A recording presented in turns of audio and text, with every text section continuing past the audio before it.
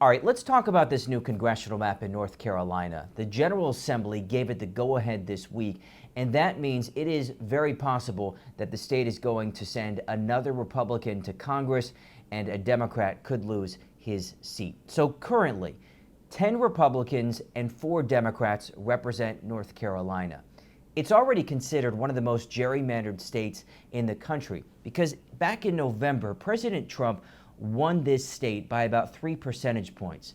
But the state's delegation of who represents it in the U.S. House very much favors Republicans because of how the maps are drawn. They're drawn by state Republican lawmakers. Now, currently, the state only has one toss-up district where it could go Republican or Democrat either way in an election. A Democrat currently represents that district, the 1st district in eastern North Carolina, Don Davis. He is the one most impacted by this new congressional map because what this map does is it takes a number of counties from the 1st district and it moves them to the 3rd district, which Republican Congressman Greg Murphy represents. And it takes a number of Murphy's counties and puts them in Davis's district. Davis's district goes from being that toss-up to increasing the number of likelihood that a Republican would win, making the path for Davis very difficult. But look, North Carolina has had so many different congressional maps over the years where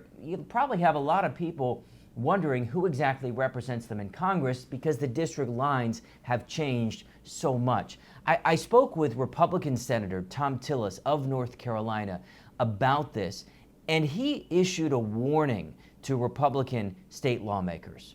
You just need to be careful. North Carolina is a purple state, and right now we're at a 10-4 posture. That seems significant to me. If you go a little bit further, you could get surprised in an election cycle and not go your way. A dummy so manner. Just be careful what you wish for. And so what he's likely getting at there is twofold. One is if you continue to take away Republican voters from this solidly heavy Republican districts, you weaken the number of voters and make it harder for the Republican incumbent to win in an election.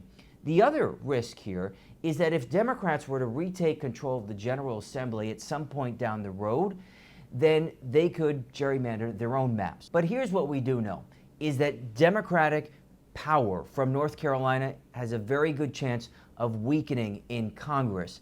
And that is incredibly significant as Democrats look to try and regain control of the House next midterm elections